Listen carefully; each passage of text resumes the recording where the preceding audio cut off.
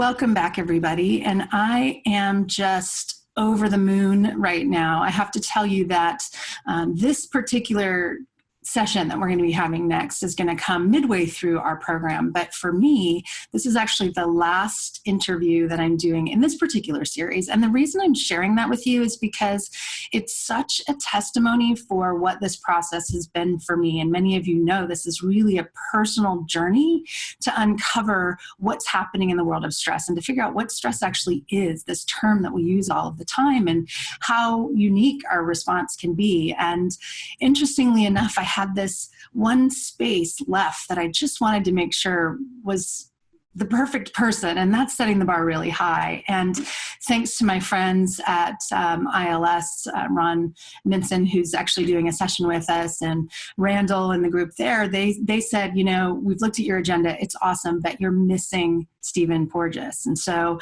fortunately, a few weeks ago, I started digging into Dr. Porges's work, and I haven't been able to stop. I've watched like every video. There's wonderful videos out there. I've got his book, and it's a little intimidating because, yes, it's a little large, but there's so much great content in here. I want to highly recommend it to everybody to check this out. It's a topic that seems complicated in its title, but when you really dig down into it, I think it's very intuitive, and it's the beauty of what we're going to be talking about today is in some ways the simplicity of it all. And for me personally, it's just making sense of things I've struggled with my whole life. So I'm super excited to share that with you very quickly. Dr. Stephen Porges is a professor of psychiatry at the University of North Carolina, Chapel Hill, which is wonderful. He has done so many things. He's best known for discovering and really coming up with this idea, the polyvagal theory, which is amazing, and everybody needs to know about it. I can't believe everybody doesn't already, but we'll talk about that. He's doing a lot of work. He partners with a lot of different organizations. With ILS, he's just created a program called the Safe and Sound Protocol, which I really want to highlight. It is magnificent training, especially for any of you who are healing professionals or working with other people. I think every parent, every person needs to learn this particular content. But he's putting together a traumatic stress research center. He works with the Kinsey Institute at Indiana University and lots of other organizations to help people understand this new old framework, but a new understanding of the framework of how our nervous system works and how our brain receives information from our body. Stuff I've been talking about, but I didn't realize how on track I actually was. So thank you, Dr. Porges, for being here, and thank you for making me feel like all of these things I thought my whole life actually have some validity to it. Well, thank you, Heidi. It's a pleasure to be on your show and to share some of these ideas with you. The points that you're making in your introduction are actually very, very valid, because our intuition, the way we monitor our own body's response, actually has far more validity than often many of the theories that we're taught. Yeah. So we have to learn, in a sense, to witness our body and to respect it and to take good care of it. Absolutely. Oh, it's so beautiful. And in some ways, it really ties together so much of what we're talking about in this program when we're looking at things like fitness and nutrition and social relationships. And I know, we're going to be touching on many of those things. So let's just start. Actually, before we even talk about the polyvagal theory, I'm fascinated, and I've been trying to find video that really explains, how did you come to look at this? I mean, again, it's intuitive, but no one's really dug into it the way you have before. Okay. Let's start with the first statement I normally make. When I give a talk, people, after the talk, they'll come up and say, look, I've learned so much from you. I'll look at them and I'll say, really? I am sure you didn't learn anything. You just got your intuitions validated. So that is really the goal, even of our interview, is that people are very aware of what happens in their body. Yeah. The issue, they have difficulty organizing that information. They have difficulty because of both medical models of our culture, societal models of how we're supposed to behave and what we're supposed to share with others. We've, in a sense, blocked a lot of our bodily feelings from our own language. And I'm actually going to get this. I'll get back to your question, but let's play with a little metaphor for a moment. Let's say that the Western society evolved not with Descartes' current, which was, I think, therefore I am, But that he had said, and I can only say it poorly in the French because it has a different meaning in the French, je me sens donc je suis. I feel my body, using sense meaning feel, but in the reflexive level, I feel my own body, therefore I am. And so in English, we don't even have a good word for feel. Yeah. Feel is to touch something, but in French, at least, they have the reflexive form, which is that you can feel your own body.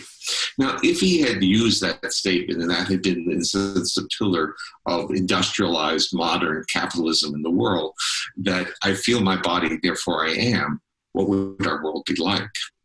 And that's really what I want to start, because probably everyone tuned into this program has grown up or is still propagating kind of viewpoints that everything is up here and this is getting in the way. The body is getting in the way. And so we try to reject bodily feelings. We don't allow the bodily feelings to be respected. We try to get medications that block the bodily feelings. Everything we do is to try to subjugate those feelings. Now, of course, I've gone through the same path as everyone who's watching, and everyone who's been successful or done their work. You always have to kind of build you have to negotiate. You have to get up early in the morning. You have to stay up late, or maybe through the night to get work done. But whenever you're doing that, you're telling your body, wait a while, I'm not going to respond to you. And I'm saying we have to understand what the body is telling us. And then we have to think in terms of what is the context that we want to live in that will enable our body to express its most optimal features. And I think when you do a kind of a show or a series of talks on stress, you start getting different philosophies of what stress is. Yeah. And in my world, I threw the word out. I just threw it out because it was too confusing. It didn't really explain what the body was trying to do. Okay. Yeah. Now you'd like me to tell you where it came from. Well, let me stop you for 1 second there and say it makes me emotional to hear you say this for many reasons, because I do think, so many people will say it's not so much learning, but unlearning sometimes, going back to what we knew as babies, as children, in that sensory processing and kind of clearing through some of the noise. But then also with your kind of getting rid of the word stress, that's, I went on this journey to find out we need to define it because everyone's talking about it. And then similar to you, I say, it doesn't really mean anything until we dig in and understand what it's trying to tell us about our feeling. Right. And what people who are stress researchers, and you have them on your show, they'll start talking about good stress and bad stress, and they get themselves in a conundrum. Yeah. And the answer is our body reacts, and the reaction can be beneficial or can be pathological. And so we have to talk about it. So rather than using words like stress, I try to get more operational and talk more in terms of mobilization. Our body mobilizes, but mobilization uses circuits like fight, flight. But if you have social engagement, like playing with people, make facial contact, that's play. So you're mobilizing with faces and voices, and that's good. But if you're just mobilizing, your body reads those cues as fight or flight. And this leads even to the people who are watching who do exercise. And that is whether or not exercise becomes a group, which is different than exercise by ourselves. Right. So we have to deal with those issues. So the word of stress is actually a distractor for me. I agree. Yeah, I agree. In fact, I've had people say, you're the American Institute of Stress, and it's focusing on the negative. And I think I've said the challenge right now is until we get to the point where we do redefine it, which is going to take some work, we still need it because people are still looking for help on it. So we can be the bridge that kind of says, now let's have a conversation about it. In fact, a friend of mine said, well, couldn't you be AIR, the American Institute of Resilience? I said, yeah, but again, people aren't looking for resilience help. They're looking for stress help. So, right. The problem we have is that once we label it, people say you need to label it to tame it. You name it to tame it. And I say often when you label things, you actually create another level of problems to understand it. Especially if it's the wrong label. Yeah. Well, labels tend to be broad. Yeah. And sometimes the mechanisms, it can encompass different mechanisms, and we get confused. We'll play with the word fear. The biological and behavioral response to fear could either be to run away, to fight, or to pass out, vasovagal syncope, to defecate, to have this, in a sense, emotional gut, to just try to disappear, become inanimate, and appear to be not alive. Both are responses to fear, but totally different neural circuits. Right. So we have to be very careful in our labels. So emotion and stress, these are terms that can become confusing when we try to understand that. And I know I'm going to skip ahead and we're going to come back. I'm just going to give people a little hint of where we're going, but there's also an element of response that could be befriending, right? You know, when we're actually online, that we could actually reach out for social support in those situations instead of those. So we're going to get into the hierarchy. I mean, I'm sorry, everybody, because I want to dig into all this stuff. So we'll take a step back and let Well, actually, what you said is good. And that is when you reach out, what you already are announcing, you're announcing that you want certain cues to your body that will enable those defenses to be contained again, to be constrained. And it's those responses are not to be yelled at or said, you can't do this, stop yelling, stop crying, you know, be an adult or stop being a baby. They have to be the cues that our nervous system knows are valid cues. So where did this come from? Okay, unlike many people who have fallen into the research area and study about either stress or the effects of trauma, I didn't come at it that way. I came at it basically with an interest in trying to develop methods that enabled a scientist or a clinician to measure physiological state as what we would call back in graduate school an intervening variable.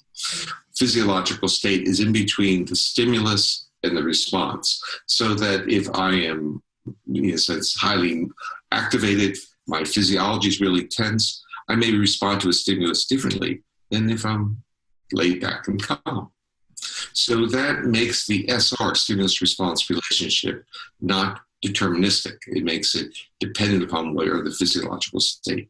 And I started studying this actually long time ago. Actually, it goes back to, I've published, no, not the book, but you've been working at this a long time, and it's about time that people start really noticing. No, it's okay. Got enough of that. But I started studying newborn babies in the early 1970s, and they responded differently whether they were awake or whether they were sleeping. This is, you know, it of course makes a hell of a lot of sense, right? But people up to that point were not monitoring the state of the infant. So the physiological responses to lights and sounds and pairing of sounds was very different based upon the physiological state. And that physiological state was mapped into the neuroregulation of the heart to a variable that was, I called at that time, heart rate variability. And I started off by just kind of measuring this without asking the real difficult question, what are the neural mechanisms coming to that? So in the beginning, it was heart rate variability, a good variable. It identified people who could sustain attention better, identified babies who were more responsive, who would be conditioned better. It was a positive attribute. And then over the years, and it's a few years, I started asking the question, what causes heart rate variability? Okay. Then I started getting into the neuroregulation of the heart and identified a pathway, which is through a vagus, which is a major cranial nerve. And when we were in graduate school or even undergraduates, we learned about the autonomic nervous system. And we learn about it as being a sympathetic, which is where most of the stress researchers come from, HPA axis and sympathetics. And on the other side, the part that was saving us and taking care of us was the parasympathetic. And the major part of the parasympathetic nervous system was the vagus. So we had this metaphor of a paired antagonistic system. The diabolical enemy was stress with the sympathetic nervous system, and the savior was the vagus and the parasympathetic nervous system. And that's how it was taught to us. And in part, they were right that there is a balance to most of the organs, but they did not know that the autonomic nervous system reacts following a specific hierarchy. Right. And they didn't know that there were more than one vagal pathway, and I didn't know that. So in the early 1990s, I wrote a paper about babies, and it was in a journal called Pediatrics, and I talked about the vagal activity to the heart as being protective, and I compared it with preterm babies. A neonatologist read the paper and sent me a letter, and in the letter he said, very interesting, but I learned when I was in medical school that the vagus could kill you. And he said, I guess too much of a good thing is bad. And that was very unsettling, his last comment, because I found that the more the vagal activity, as I measured it through heart rate variability, the less frequent bradycardias, that's the rapid slowing of heart rate that's linked actually with vasovagal syncope passing out. And it's linked with hypoxia in preterms and newborn babies, and probably the mechanism underlying sudden infant death syndrome. So it didn't make any sense that one vagal pathway could be protective, and he was talking about the bradycardia, the slowing of heart rate, being vagal. So I was saying heart rate variability vagal, he was saying bradycardia vagal, he was saying they're both vagal. How could this be? Okay. And I was perplexed. And that is how the polyvagal theory started. I went back to school. I studied. Yeah. I went to the bowels of the library. So I really went to the literature. And then I came upon comparative neurophysiology, which is really our attempts to try to see neurophysiological pathways in different species that may give us insights into the evolutionary progression that led to mammals. And what I identified, and it was like an eye-opener, was, of course, there are two vagal pathways, and the vagal pathway that causes the bradycardia is shared with virtually all other vertebrates, because most of them, when they go defensive, immobilize. Right. They detonate. And they have the capacity not to breathe for a couple hours so they can go underwater. It was really quite a remarkable system. But what happened with mammals is their brains got big. They needed lots of oxygen. So this mechanism now was not only potentially lethal, it really was a last resort, but it was still wired into us. And where you can see the developmental pattern occurring was right where I was working, in the intensive care unit for neonates, because you could measure preterm babies. And you can see this progress occurring as they were going through the last trimester. So what happened was the preterm baby was so vulnerable to the bradycardias, which is the massive dropping of heart rate, and apnea, stopping breathing, because they did not have a truly formed mammalian vagus. That mammalian vagus, unlike the other vertebrates, was myelinated, and the area of the brainstem that regulated had moved. It actually went on a little journey in the last trimester and moved from an area that had the vagal pathways regulating the gut to the area of the brainstem that regulated the striated muscles of the face and head. So now our vagal activity to our heart was being mirrored in the vagal activity through a different neural pathway to the muscles of our larynx and pharynx. So our vocalizations were conveying our physiological state. Now, everyone who's listening to me knows that people's voices tell them a lot about the other person's state. And the reason it does is through evolution. That's how mammals could identify whether they were safe to come close to each other, because they didn't have language, they had vocalizations. And intonation of voice was an efficient way of conveying whether or not the vagal inhibition to the heart was there, meaning a break that enabled them to be calm in the presence of another. Fascinating. So essentially, it's really all about communicating safety, right? These non-conscious cues potentially of safety. Right. So the ability, mammals evolved differently than their primitive extinct reptilian ancestors, because we didn't just hatch out of an eggshell. Mm-hmm. We needed to be nurtured. We needed to be protected. We needed cues of safety. And mammals also need to sleep. They need to have all these various protection modes. And how did we communicate that? And if we want to watch it, look at a newborn baby and the mother, Right. or look at anyone who has a pet dog or a pet cat. They'll talk to it the same way.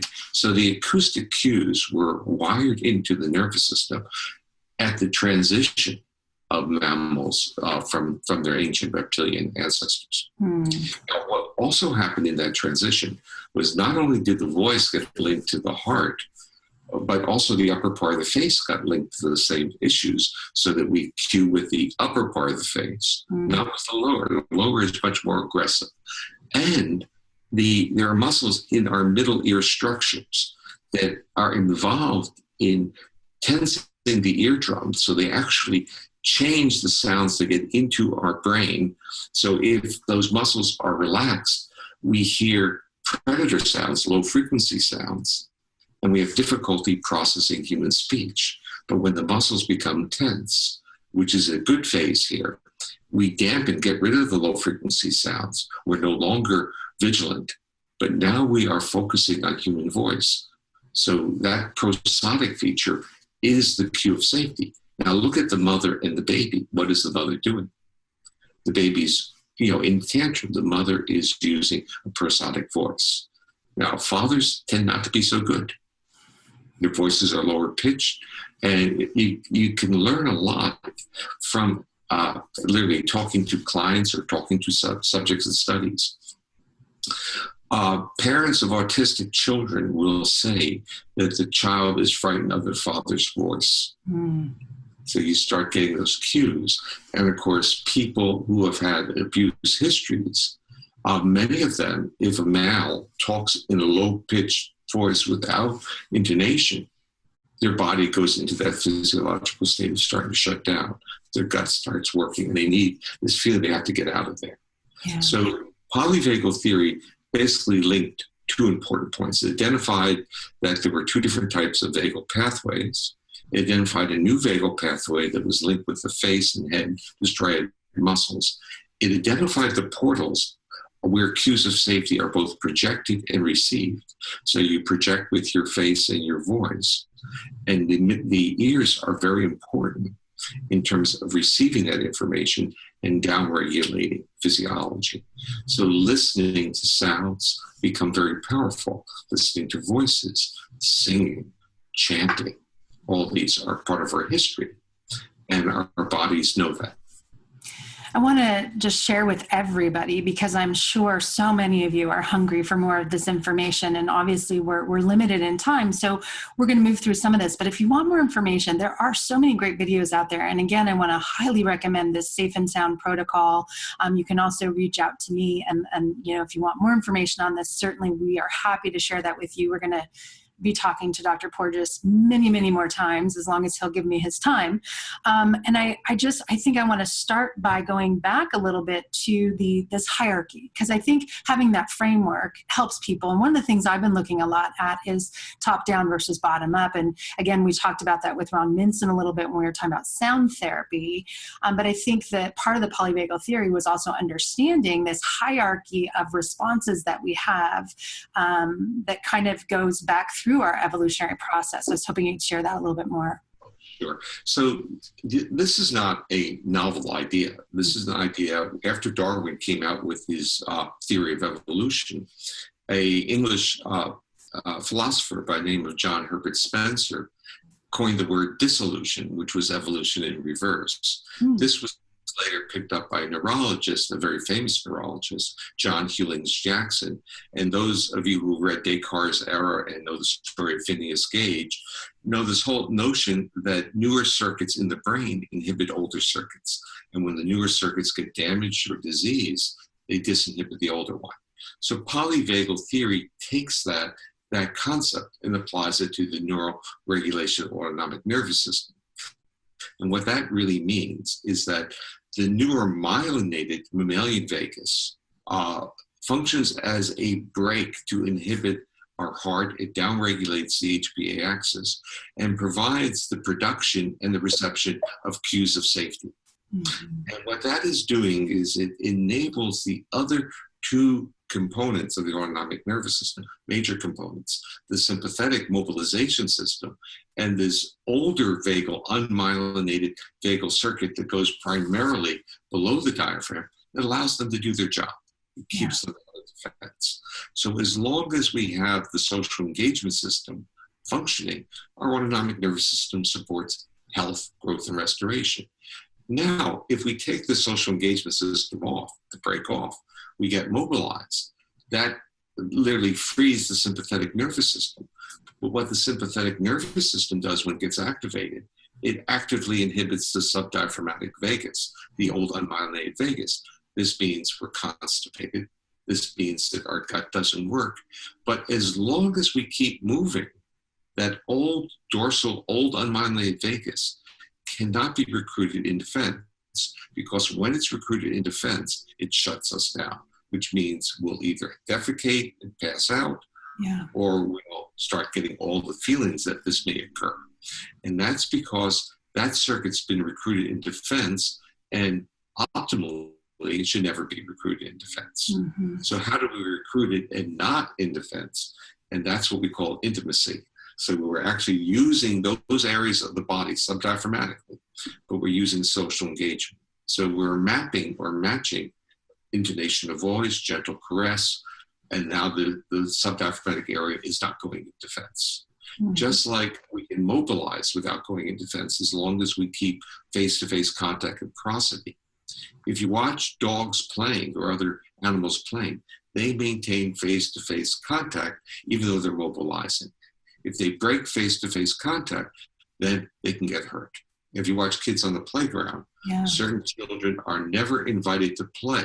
As often as parents of hyperactive children, parents of autistic children feel often that their children, I shouldn't even say autistic, I would say on spectrum, that those children are more marginalized in social settings, in part because they're not aware of the other child, which means in the dyadic interaction of play, the other child may get hurt.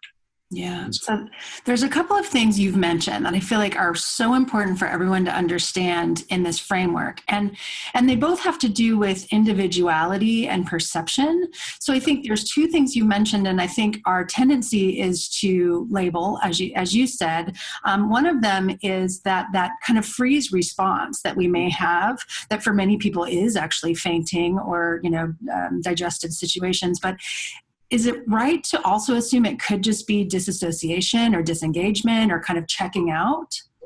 Let's go through. There are different manifestations. Mm-hmm. The most profound one is really you pass out or you defecate.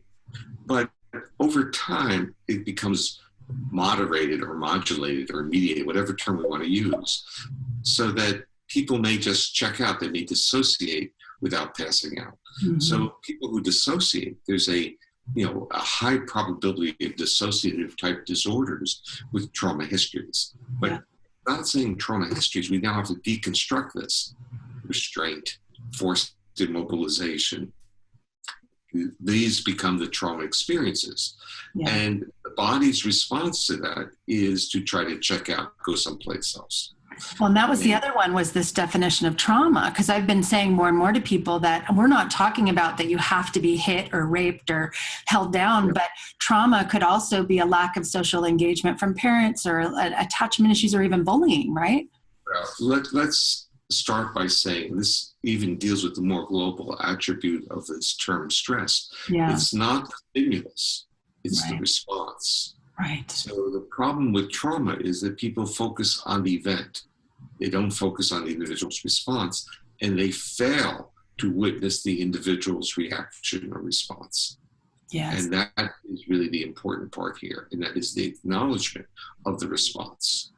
Both in someone you're working with, and wouldn't you also say with yourself, that self-compassion of the experience? Because I think it's really easy, and so I do this, and I know my clients do this, to say, I don't have it that bad, I shouldn't be reacting this way, and so we dismiss it, and we shame ourselves. Never do that. Never do that. Because think about what you're doing. Once you've evaluated yourself, which you've done, you automatically are in a physiological state of defense. Right. You automatically turned off the loving cues of the social engagement system. So we can never say, why don't you do that? You have everything to live for. Why are you depressed? Why do that? We have to witness and listen and give cues of safety and compassion to the other. And I have gotten into interesting discussions with colleagues who like to use the word empathy. And I try to separate and moved empathy off the table because the research on empathy is feeling other people's feelings. And compassion is a little bit different. It's kind of like witnessing and respecting another person's feelings, but not being hijacked by their reactions. So you can still maintain this benevolent constraints to allow the person who's expressing it to really feel safe in your presence. Yeah, you did an amazing panel discussion. There were, I think, 3 other speakers at a compassion conference. So I would highly recommend everybody Google Stephen Porges Compassion Conference. It was unbelievable. And just what you're talking about, because I think so many of us in the helping professions, number one, get there because maybe we didn't have those safety cues. So we want to give them to others, but it can also cause compassion fatigue or, caregiver fatigue if we're taking it on and maybe empathizing and holding it and physically embracing it, as opposed to what it sounds like true compassion, which is appreciation without connection, or without, I shouldn't say connection, but attachment to it or owning it. Yeah, it's different. And I think people need, at least therapists need to start moving in that direction, because they forget that the subtle cues of burning out or being evaluated comes into their face, comes into their voice. And their clients are going to be hypersensitive to any evaluative cue coming back. And they want to be witnessed. They want to be respected for who they are. They don't want to be told how to be fixed. Right. Again, it becomes part of this whole problem with therapy where people know something's wrong. How do you empower them? And how do you support them without making them feel more evaluated? So there's a lot of wisdom back in compassion research and compassion issues. Which reminds me, in the sense of the responsibility I feel like we all have for the energy we bring to every relationship, is why self-care is so important. And I think we tend to think we're putting everybody else first, and that's what we should be doing. But when we do that, we bring with us these non-conscious cues of burnout, exhaustion, whatever else might be happening. Well, I've talked to therapists, and I watch a lot of their sessions, and some of it, when I watch it so intense, I would ask them, how can you keep doing it? Yeah. What they're really saying is what they're getting back from it. And I think we have to understand that when we have good engagement, when we are supporting others and they shift in our presence, they're giving a lot back to us. Yeah. And you can see this very well with newborn infants or young infants, where the young infant is holding the mother, feeling calm in the mother. The mother's getting a lot back for that, and so do fathers. So it's not merely that we're dealing with a caregiver model. And I think this is really a very bad word, because it implies that it's a unidirectional. Everything has to be seen more as a diet and bidirectional. That just seems like so much of your work is really helping us to embrace the integrative nature of all of this, how we are so connected with each other, and even terms I've been talking about for a long time, like secondhand stress, how we pick that up in non-conscious cues. And our world right now is just so on edge. And I was just sharing before this interview, it makes me nervous to go out as a highly sensitive person and someone with this vasovagal condition, because I have a high startle response. And so everyone's honking their horns and there's so much going on that, I know for myself, just decreasing the stimulation, decreasing the noise, but then also, I think to give people some takeaway here is that these cues, these vocal cues, these verbal cues, sound, music, chanting, those sorts of things are actually sending information into our brain. And so maybe we could end by talking just a little bit more about those strategies, what they're doing. Let's first bring another concept on the table here. Yeah. Let's say that safety is not equivalent to the removal of threat. And so part of the strategies in our environment, the strategies are removal of threat. Right. And our bodies are saying, we want something more. We want cues of safety. And this becomes part of the acoustic world, the sensory world we're in. So when we design buildings, we've designed them to look nice, to be easily cleaned, and to have good surveillance, because safety is surveillance. We forgot about the acoustic features of many buildings. They're noisy, they're uncomfortable. And people, this is part of what I'm not going to get too personal with you, but your body probably doesn't do well in a noisy restaurant, a shopping mall. Airports must drive you nuts. Lights. And I'll tell you a side note, if I do a summit like this ever again or program like this, it's going to be outside because these bright lights are awful. Yeah. So what it tells me is your body is poised for cues of danger. Right. You are prepared for that. So and you're in a place where there is no identifiable risk, but your body's still poised for that. So what does your body need? Your body needs the cues of safety. Now, cues of safety can come through visual channels, but the one that is extremely profound that we have difficulty saying no to are acoustic sounds. The prosody of human voice makes us feel safe. But more than the prosody of human voice is really the removal of low frequency sounds, which are wired into our nervous system because they're sounds of predator. So in buildings like many buildings we're in, there are sealed buildings with ventilation systems. And those ventilation systems produce low frequency sounds. So when you go to the shopping mall, you have the escalators, which are rumble. You have the buildings, the mechanicals making sounds. And over that, they play music. So you want to jump out of your skin there.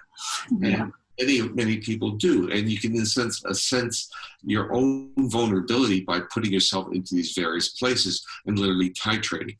But your body's giving you cues, and those cues are not, quote, habituate. You don't learn to adapt to them. What you learn potentially is to dissociate to them, and that is to turn off physiological feedback loops that will then place you at greater risk for your health. Our nervous system actually had tools to downregulate some of those auditory signals, and that was through our middle ear structures. And that is really when we were talking about the Safe and Sound protocol. That was developed initially for autistic children. And then it became quite clear that many people have auditory hypersensitivities. And then it became even clearer that you didn't have to call it auditory hypersensitivities because probably you would never say that you had those. You would just say you're a sensitive person. So it means that this ability to regulate one's physiological state would be challenged, and you might not be this warm, spontaneously social engaging person that you thought you would like to be or were. And so something had happened. And so if we give the cues of safety, which are the acoustic cues in this case, what comes out of that? Another way of conceptualizing how sound works is to think of it as a non-invasive vagal system stimulator. Because it's going into the portal. And when it goes into the brain processes the prosodic features of the sounds, then descending pathways come back down that contract the middle ear muscles. But they do more than that. They change the neuroregulation to the upper part of the face, and they change the vagal regulation to the heart, and the person's voices change. And with this package, you start seeing kids and adults who would be like this, do their computer all day. You walk to them and say, "Hi, how are you?" And those moments are just so precious, because when you see a child turn towards you, automatically orient, and look at you and smile, the child who was buried like this before, you know that it's not a learned behavior. It's something that is underneath us in our nervous system. This is why this whole issue of teaching people social behavior is literally an oxymoron. Why do certain people need to learn how to be social while others are spontaneous? Why are some people spontaneously social in, quote, safe environments, but in novel environments they retract? Their bodies don't feel safe. And this is actually what I've been trying to work with in terms of finding the portals that are efficient. Acoustic is very efficient. Many people try another portal, the oral motor, which is part of the same system. It's not very efficient. So lots of people ingest to regulate state. Yes. You see these people in your world, in all our worlds. And once they're doing that, you know exactly why. They're trying, their body doesn't want to be so tightly wrapped and reactive. It wants to be calm. It wants a cue of safety. And the interesting part with human development is that we start with nurturance, with food, nutrients and nurturants as our regulator. And we very rapidly request the social behavior. So by the time a baby is 6 months old, the social behavior becomes more potent than the food. I got to tell you, as you're saying this, and I had this thought previously, I believe that this is at the core of our obesity epidemic. Mm-hmm. Because of, when you can't cope or you can't turn things off, so many of us will turn to food or substance abuse. I was talking earlier with somebody about, emergency management. I mean, everybody needs to understand these systems so that we can make changes, because it's not about changing, that behavior necessarily. Obviously, that's the outcome we want, but change the state that's leading to the behavior. And this goes back to what I said about the environment or stimulus, the response or behavior, the physiological state in the middle. Yeah. And what we want to do, the physiological state is our neural platform. And we scaffold on that. We put these higher processes, whether it's cognitive, whether it's creative, or even whether it's loving emotional behaviors. It's all based on our physiology. We're such a smart species that even when our physiology isn't working right, we try to fake it. Right. And you call this, I'm going to show off my training here, you call this neuroception, correct? Our bodies, yes, you're doing very well. Our bodies, a detection of all these cues in the environment without awareness is neuroception. So we don't know what triggers us because we're not aware, but we know that we've been triggered. And when we are triggered, we try to make up a narrative, a story. Mm-hmm. You see people jumping down your throats when you say something innocuous to them because they're in a physiological state that biases neutral statements to be negative. Right. So when you have certain physiological states, and again, this is kind of a warning to all of us, try to read the physiological state of the person you're talking to, because if they're mobilized in a state of vigilance and defensive, they'll take neutral cues, even a flat face on your part. They'll see it as anger. They'll bias it because through evolution, it was better to bias it towards the conservative side. Protect yourself first. Don't be fooled. Oh my gosh, as a public speaker, that's torture, right? Because a lot of people are just resting. They're not mad, but their face is flat. So it's so easy to over-interpret that. So I did give a talk once to the Compassion group. It's the first one I gave, and they turned the house lights off. I remember I saw that one. I had to ask them to turn them back on because I couldn't give the talk. Yes. Because I used the audience. Yeah. If I just gave a talk, it would be exhausting. Yeah. But if I can see people responding, it feeds into me, makes me feel good, and it's energetic to me. Well, you've given so much depth and research and framework around so many things I know are going to be helpful for people. And again, so many people watching are in helping professions who I believe have some challenges around sensitivity if they don't understand it and manage it. And so I believe sensitivity, the way I'm talking about it, is really a gift once we have that framework and that appreciation for it and can manage things like you're talking about with what can feel overstimulating. And so for a long time, people were shocked to hear that even though I do public speaking, I'm very introverted and have a lot of social anxiety. And what I'm realizing is it's actually not so much social anxiety. It's just, there's just so much noise that I do kind of check out and I'm not interested, even though in a different environment, if it's one-on-one or in a quiet space, I love engaging with people. I'd like to add one more thing because I have a good friend who had public speaking anxieties. He was supposed to introduce me to give a talk, and there'd be about 1,000 people in the audience. And she came up the night before at the pre-conference party and said, "Steve, I'm very, very scared about introducing you." And I said, "Don't worry, I'll fix it." So the following morning, 10 minutes to 9, she walks up to me and she says, "Steve, fix it." And I listened to her voice, And I realized she was having short breaths, short phrase, talking like that, and you're familiar with that. And I realized that if people breathe that way, they are taking that vagal brake off their heart. They're basically creating a physiological state that supports their anxiety. Yeah. And so I said, extend the duration of your phrases. What I said was add some words before you take a breath. Yeah. And it was very difficult for her. And then she added a word, another word, and suddenly her whole composure shifted. She calmed down. Mm-hmm. Now, she calmed down because the vagus only works effectively during exhalation. Mm-hmm. That's when it works. And that's why breathing exercises, singing and chanting make people feel more comfortable.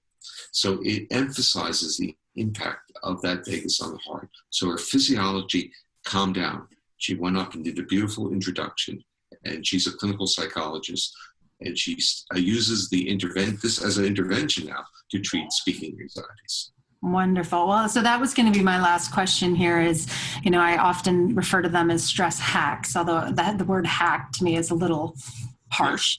But, the shifts that we can make when we are experiencing that. And I know 3 of my favorites are gratitude, curiosity, and humor. We know deep breathing. I also find with a lot of people, music is a big one. And people who will say, I can't meditate, I'll say, well, listen to music and make that your meditation. Because if you just focus on the words and you allow the rhythm to, you can melt into that. But I know you now with this new protocol have worked with some of this music to actually take out some of the negative tones and make it even more soothing. So what the program really does, it amplifies the prosodic features of vocalizations. And when we sing, it's prosodic, meaning intonation. The program basically amplifies that prosody. So it modulates those frequencies even more. And it takes out the cues that would be cues of danger and life threat. So so if you're in a sense interested in quality of music, you would not really appreciate it. But if you allowed your body to respond to the sounds, you will have a very unique experience that will calm you down. So it's an algorithm that is basically amplifying the cues that our body requests. And basically I'm saying it requests that, meaning you can't refuse that. And that calms us down.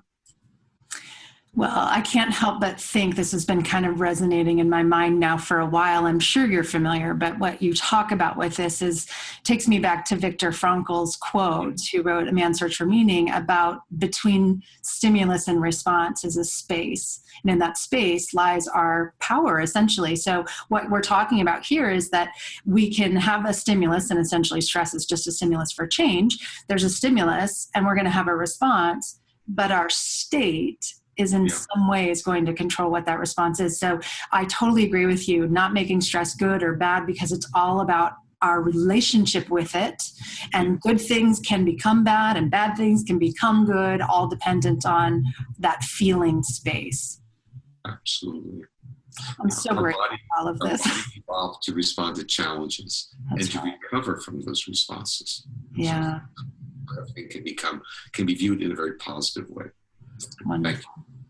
Thank you so much for being here, Dr. Porges. And we will, again, just encourage everybody, check out the Polyvagal Theory book. Do not be intimidated. It is brilliant, and take your time and go through it. Watch the incredible videos that are out there. You can just go to YouTube and Google Stephen Porges, and you'll find a lot of great sessions out there. And then also, if you're interested, look into the Safe and Sound protocol.